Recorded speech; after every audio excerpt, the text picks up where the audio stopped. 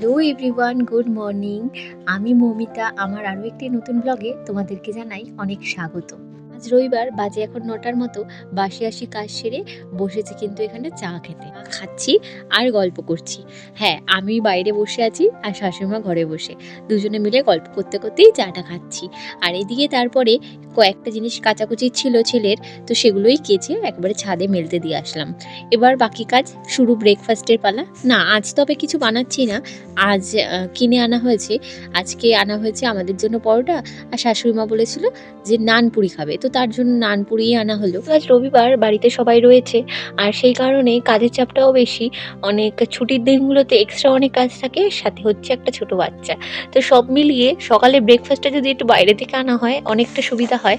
তো সেই জন্য সকালে ব্রেকফাস্টটা আমরা বাইরে থেকেই আজকের দিনে আনাই, আর যেদিন পারি সেদিন তো অবশ্যই করি। এই যে আমিও বসে পড়েছি ব্রেকফাস্টটা সেরে নিতে। বাকি ওদের তো খাওয়া হয়েই গেছে। এবার তারপরে কাজ আছে প্রচুর। তো এখানে রসুন আদাটা আমি কেটে নিচ্ছি। আর আজকে তো জানোই সানডে, তো সানডে স্পেশাল খাওয়া দাওয়া তো থাকেই। তার জন্য আজ হচ্ছে বাড়িতে চিকেন আর সাথে ফ্রাইড রাইস। তো যদি সব কিছু এক জায়গায় গুছিয়ে নিয়ে তবে রান্নাটা শুরু করা যায় না, তাহলে রান্নাটা করতে যেমন সুবিধা হয় আর তাড়াতাড়িও হয়ে যায়। তো আমি প্রথমে এদিকে চিকেনটা বসিয়ে নিয়ে বিনসটা কেটে রেখেছি। আজকে আমার ভীষণ ফেভারিট একটা খাবার হয়েছে, সেটা হচ্ছে গিলা। এটা হয়তো অনেকেই পছন্দ করো না, আবার অনেকেই অনেকটা পছন্দ করো। তো আমিও তাদের মধ্যে একজন যারা পছন্দ করে। আর এইদিকে আপেল সেদ্ধ বসিয়েছি ছেলের জন্য। তো আর ওর খাবারটাও আলাদা করে নিয়েছি, যেটা আর কি বসাবো প্রেশারে। তো এদিকে আমি একটু দই বের করে নিয়েছি, কারণ এই দইটাই এর মধ্যে দেবো, তাহলে টেস্টটা আরও বেশি ভালো হবে। তো দইটা এত ঠান্ডা, ফ্রিজ থেকে বার করা হয়েছে, টিপে ছিল, সে মানে আমার মনে হচ্ছে হাতটা আমার কেটে পড়ে যাচ্ছে। যাই হোক, ভালো মতো দইটা ফেটিয়ে নিয়ে এবার আমি ঝোলের মধ্যে সেটা ছেলের খাবারটাও বসিয়ে দিয়েছি। একসাথে হতে থাকবে, তাড়াতাড়ি রান্নাটা হয়ে যাবে। ওকেও তো টাইম মতো খাবারটা দিতে হবে। তো প্রথমেই যেটা করলাম, বাটার দিয়ে তার মধ্যে একটু চিকেনটা কিছুক্ষণ ভেজে নিলাম। তারপর বাকি সবজিগুলো দিয়ে, মানে ওই গাজর, বিনস, আলু এগুলো দিয়ে ভালো মতো নাড়াচাড়া করে নিয়ে দিয়ে দিলাম একে একে গোলমরিচের গুঁড়ো, হলুদ, আর তারপরে চাল ডাল দিয়ে ব্যাস প্রেশারের লিডটা অফ করে দেবো। ব্যাস ৮টা-৯টার মতো সিটি পড়বে, তারপর নামিয়ে নেবো। আর এই তো ওদিকে বাকি রান্নাগুলো করে চলে গিয়েছিলাম ছেলেকে স্নান করাতে আর খাওয়াতে। ততক্ষণে শাশুড়ি মা ভাতটা করে রেখেছিল। তো সেটাই আর কি এখন মিক্সড করে নিচ্ছি। বেলা এখন দুপুর ২টোর মতো বাজে, আর খাওয়ার টাইমও কিন্তু হয়ে গেছে।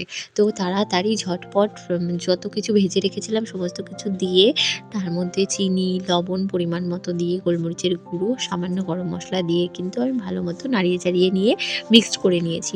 ব্যাস, আবার কি তৈরি আমার ফ্রাইড রাইস। যে এদিকে রেডি হয়ে গেছে কিন্তু ফ্রাইড রাইসটা। যাবো স্নানটা সেরে পুজো দিয়ে তারপরে খাওয়া দাওয়া। তো এদিকে স্নান সেরে আমি ওপরে এসেছি ফুল দিতে ছাদে। কয়েকটা নীলকণ্ঠ ফুল ফুটেছিল, তো সেটা নিয়েই আর কি যাচ্ছি। অনেকটা বেশি বেলা হয়ে গেছে, এখন ৩:৩০ মতো বাজে। এখন ঝটপট গিয়ে পুজোটা দিয়ে খেতে যাব। খাওয়া দাওয়া আমাদের হয়ে গেছে, এবার ওকে ঘুম পাড়াবো।